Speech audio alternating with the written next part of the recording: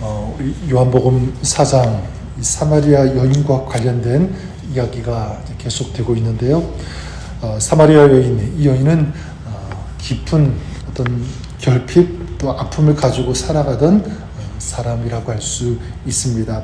그런데 이 여인에게 큰 변화가 일어나게 되고 이 여인은 새로운 삶의 이야기가 시작되는 것을 우리 알고 있습니다. 그래서 어제 이 말씀을 통해서 알 수 있었던 것처럼 이 여인의 이 놀라운 또 아름다운 이 변화는 바로 예수님께서 이 여인을 찾아오시는 것으로부터 시작되었죠. 그래서 어제 말씀 3절과 4절에 보면 유대를 떠나서 다시 갈릴리로 가실새 사마리아를 통과하여야 하겠는지라.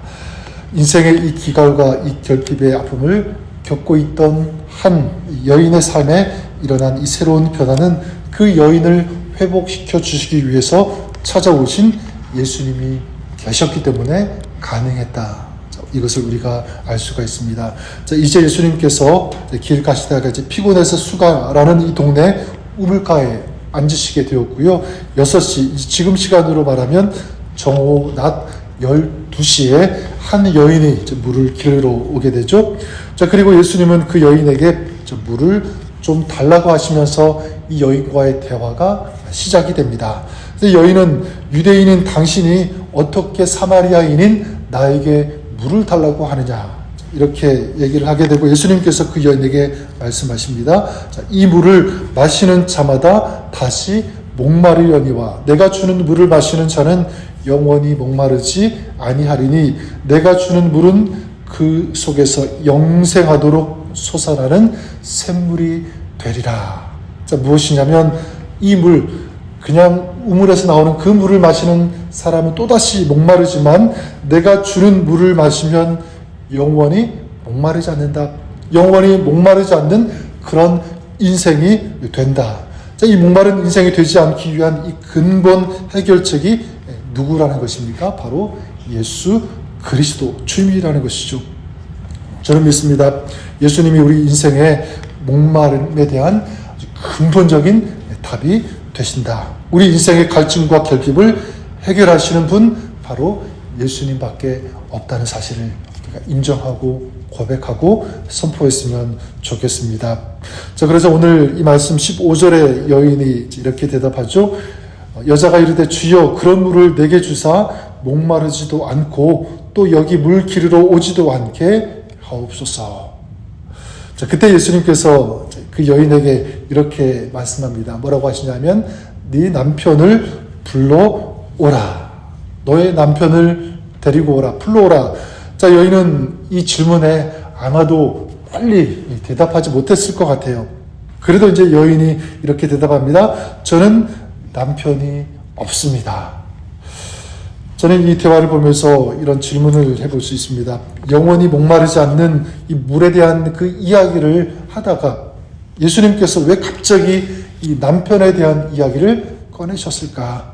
사실 이 남편에 대한 이것은요, 이 여인에게 있어서 굉장히 부끄러운, 또 수치스러운, 숨기고 싶은 그런 이야기이기 때문에 그렇습니다. 사실 이 여인에게는 남편이 5명이나 있었지만 지금은 이제 없고 지금 있는 사람도 남편이 아니고 예수님도 이것을 다 알고 계셨는데 왜 예수님께서 이 얘기를, 남편의 이야기를 꺼내셨을까? 저는 믿는 것은 절대로 이 여인이 부끄럽게 하기 위해서 예수님이 이 이야기를 꺼내셨을 거라고 저는 생각하지 않습니다. 그러면 무엇 때문일까? 저는 믿습니다. 바로 상처는 드러날 때 빨리 치유되고 회복될 수 있기 때문에 그렇다는 거죠. 여러분, 만약에 이 손이나 팔 이런 데 상처가 나면 어떻게 합니까? 약을 바르고 붕대로 이렇게 꽁꽁 싸매어 이렇게 두지 않죠. 웬만해서는 약만 바르고 그냥 노출시켜야지만 빨리 상처가 아문다. 예전부터 우리 어르신들께서도 그렇게 많이 하셨는데 저는 그것이 맞다고 생각합니다. 상처는 드러날 때 빨리 아물고 치유된다는 것이죠. 여러분, 저는 이 마음의 이 상처도 동일하다고 생각합니다. 보통 사람들은 이 마음에 상처가 있으면 어떻게 합니까? 숨기죠. 그리고 부끄럽게 생각합니다. 또 아무렇지도 않게 보이려고 애를 쓸 때가 참 많이 있습니다. 자, 그런데 그렇게 하면 할수록 상처는 더 깊이 뿌리 내리게 되고요. 또 그 상처는 더욱더 크게 되고 또 나중에는 더 삶의 심각한 염증을 일으키는 것. 이것이 바로 마음의 상처입니다. 예수님께서 이것을 저는 다 아셨다고 생각합니다. 예수님께서 너의 남편을 데리고 오라고 하신 것은 뭐냐면 네가 그 인생의 깊은 결핍 또 인생의 갈증에서 해결되기 위해서 그 깊은 아주 긴 그 어두운 그 인생의 그 터널에서 나오기 위해서는 어떻게 해야 되는가? 바로 이 근본적인 이 문제의 원인이 다루어지지 않고는 해결되지 않고는 안 된다는 것 예수님이 잘 아셨기 때문에 이 남편을 좀 다루고 있다고 생각합니다. 이렇게 예수님께서 자신의 이 근본적인 이 결핍의 문제를 터치하시자 이 여인이 예수님을 달리 보기 시작하죠. 어떻게 하냐면 19절에 보면 예수님을 이렇게 고백합니다. 여자가 이르되 주여 내가 보니 선지자로소이다. 처음에는 이 여인이 이렇게 고백하지 않았죠. 뭐라고 했냐면 당신이 야곱보다 더 큰 자입니까? 이런 식으로 이제 물어보았습니다. 근데 지금 와서는 예수님을 뭐라고 부르냐면 선지자. 자, 그러니까 예수님에 대한 이 인식의 이 폭이 점점 넓어지고 있다는 것을 우리가 느낄 수가 있습니다. 자, 이제 20절에 이번에는 여인이 이 대화의 주제를 갑자기 이제 뭐로 바꾸게 되냐면 이제 예배로 바꾸게 됩니다. 우리 조상들은 이 산에서 예배하였는데 당신들의 말은 예배할 곳이 예루살렘에 있다 하더이다. 또 한번 질문할 수가 있겠죠. 이 여인은 왜 갑자기 무엇 때문에 이 대화의 주제를 예배로 바꿨을까? 처음에 예수님은 남편의 주제를 꺼내셨다면 여인은 갑자기 이제 예배를 꺼내게 되는데 아마도 추측하기로는 남편에 대한 그 이야기를 예수님이 꺼내시니까 이것이 부끄러워서 이야기의 주제를 갑자기 다른 곳으로 바꾸지 않았을까 이렇게 추측할 수가 있는데 자, 그러나 한편으로는 여인이 갑자기 이 대화의 주제를 바꾼 것 저는 그 이유만 있다고 생각하지 않습니다. 처음에는 이 남편이라는 문제로 인해서 상처를 받고 인생의 결핍과 이 목마름 가운데 살았지만 아마도 근본적인 이 해결책을 좀 찾고 싶지 않았을까? 어디서 찾고 싶었냐면 영적인 것에서 이 해결책을 찾고 싶었던 것.